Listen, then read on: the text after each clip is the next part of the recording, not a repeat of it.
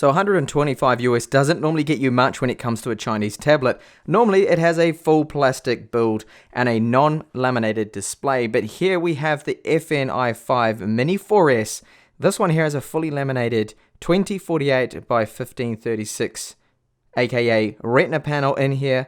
It's 7.9 inches, has 2 gigabytes of RAM, 32 gigabytes of storage, and it's got a full metal body, so you're getting quite a bit for the money. But is it any good or not? That's what I'm here to find out. So the back has this matte metal finish, which is actually really quite nicely done. It's got an 8 megapixel camera there at the top. It's autofocus. I'll show you a sample of that later on, but the quality isn't really that great. So top and bottom there is glass along here, and this metal backing is a complete fingerprint magnet, so you need to clean this all the time. On the right hand side we have 2 volume buttons. Now these are made out of metal, which you don't normally see, but they are a little bit loose and they tend to rattle around in there. Ports along the top, we have the power button. That's also made out of metal. It doesn't rattle around like the volume buttons. Micro SD card, it can take up to 128 gigabytes tested. Then the micro USB 2 port for charging and data.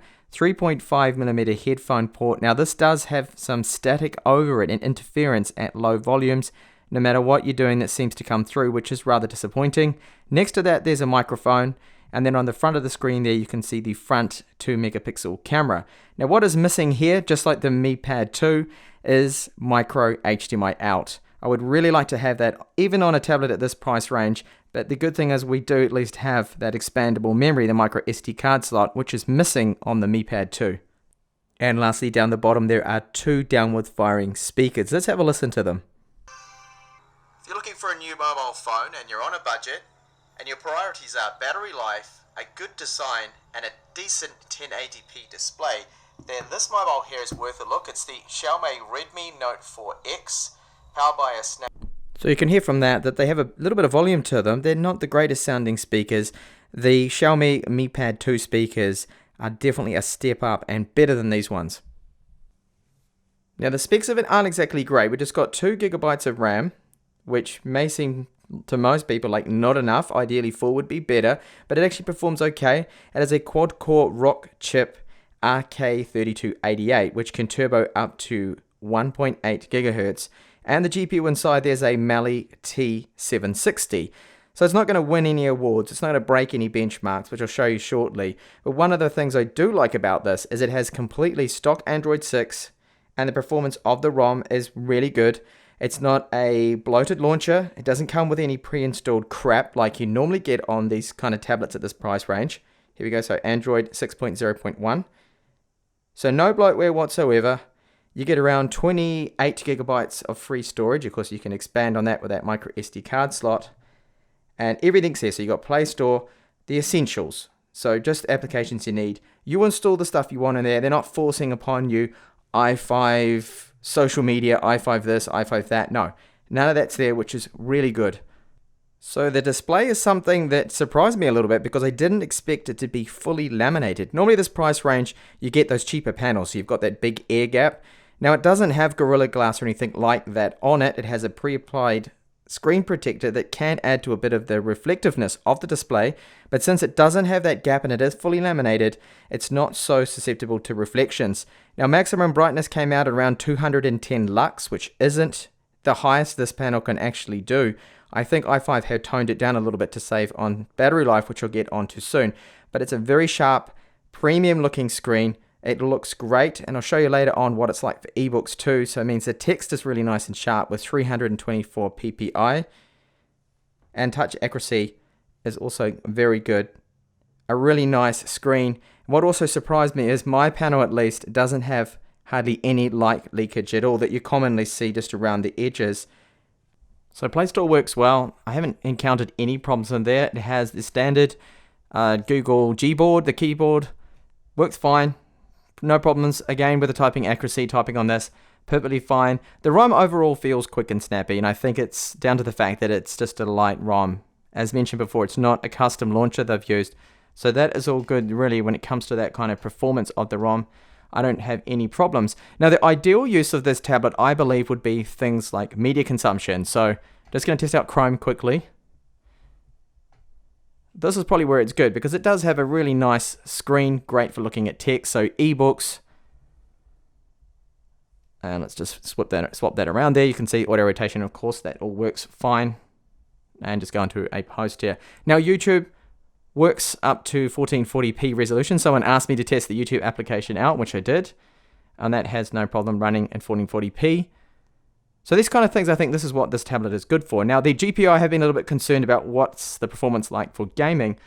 And it actually turns out to be okay. I'll show you soon, but first wanted to just cover quickly ebooks, because I know that would probably be a common use for this particular tablet, being the fact that it's 7.9 inches, so quite a nice handy size to just slip in a bag.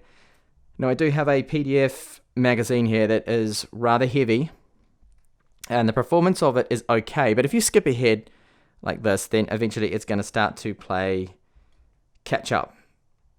And it's actually better than I thought it would be. I thought that the Rocktech chipset would have horrendous performance, and it's actually fine. It's not too bad. Now, when I was talking about the text there, if we zoom in here, not even zooming in, I can see that just fine. But very clear because of that PPI. We've got 324 PPI, so not a bad screen. And I'll just go into a standard ebook here. I have Inferno. And you see that, very good for reading. No problems with that. Now, if you've got one of those PDF files, it's like 400 megabytes, then obviously things are going to slow down a little. You can't expect that much out of this chipset. This is around 130 US, this tablet, so some people are after top line performance and these kind of things. This isn't what it's really for. So performing there a lot better than I thought. Now, benchmarks, I just wanted to go through a couple here that I did run through. And the most important ones here, I believe. So here's the Geekbench 4 score. And that's okay. That's not going to break any records there. Antutu, that's Antutu 6.2.7, 51K. Now, the Snapdragon 625 gets around 60,000. And you can see the weakness here comes down to that GPU, the Mali T760.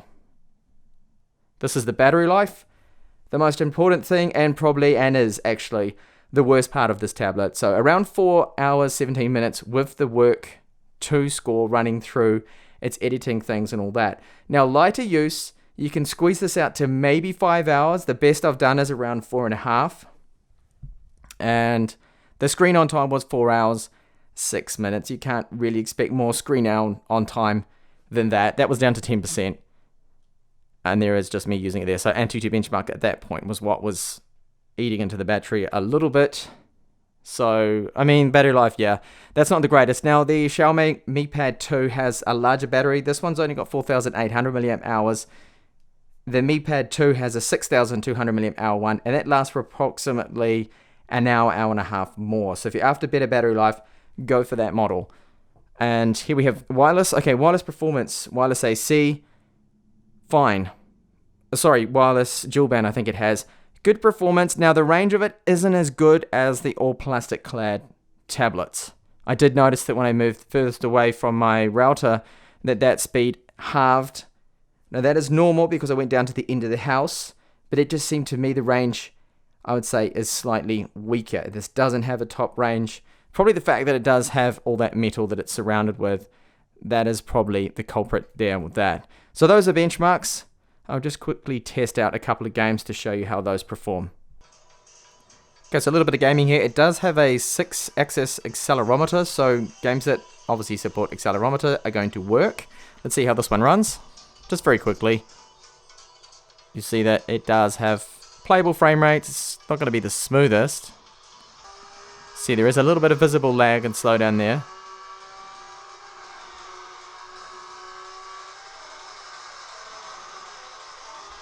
Few stutters. This title is Marvel Future Fight. It is playable, but as you'll see soon, the frame rate does dip right down. This game tends to be quite laggy. Even on more powerful chipsets, I've seen this drop right down the frame rate. This next title is Asphalt Extreme. It's a relatively new game. Probably one of the most demanding ones. So we'll see how it runs.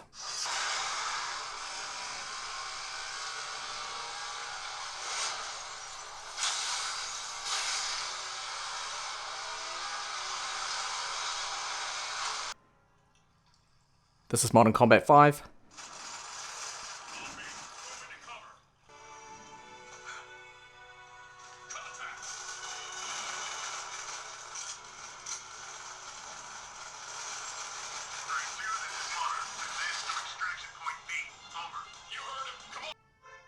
Now a less demanding game here, Clash of Clans. This one's 2D, the sprites, the animation there.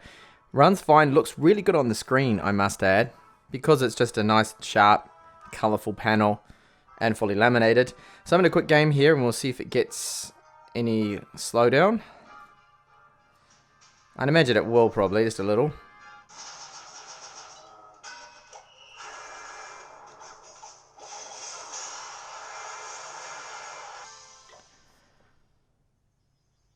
Alright, so you can see from that most of those games out there, they're going to all be playable, I believe.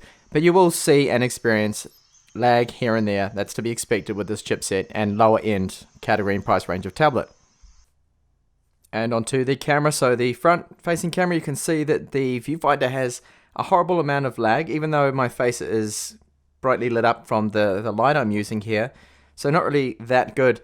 Now when you're in calls like Skype, I tested that out and it's okay, but as soon as you head into lower light, it just gets very grainy. So not really that good. Now there's a rear camera, which is 8 megapixels.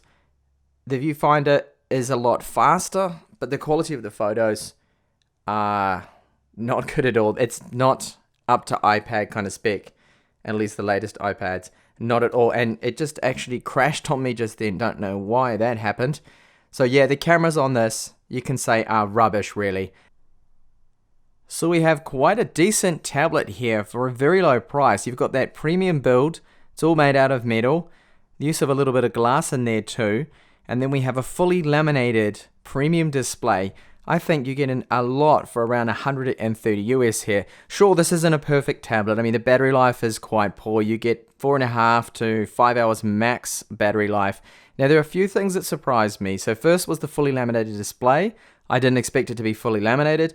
And the other is the performance of it overall. The Antutu score is not going to be breaking any records, around 51,000. However, the GPU, it seems, can handle all of the latest games out here. Now, this is a demanding game that's running in the background. This is Mortal Kombat X, and it's getting over 30 frames per second, and it's performing better than the MiPad 2, which is a very similar 7.9-inch tablet with the same exact screen in it. So which one should you get out of the two? If you're looking at the MiPad, and then you're looking at this, I would say it's a hard decision. The MiPad has better audio. It's got a better loudspeaker on it, 2 loudspeakers. It also has a lot better 3.5mm headphone jack output without the static, because this one here, it has an awful buzz and static over the audio port, which I don't particularly like there. That is a real bad area. But it's got the micro SD card slot, and the MiPad 2 also has better battery life. So you have to think, what do you want? Good audio, battery life, or do you want cheaper, better performance? Then you would go for this tablet right here. Thanks a lot for watching this review. I hope to catch you back in the channel soon, and if you haven't already, why not think about subscribing? Thanks a lot. Bye for now.